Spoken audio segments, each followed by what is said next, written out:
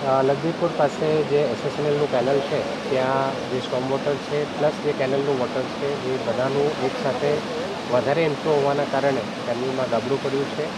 કેનલનું જે પાણી છે અત્યારે એ કાલમપુર નદીમાં જાય છે.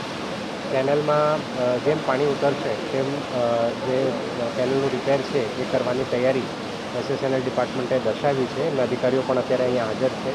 સાથે સાથે રેવન્યુ તંત્રમાંથી પણ મામલતદાર એસડીએમ બધા અહીંયા સાઇટ ઉપર છે.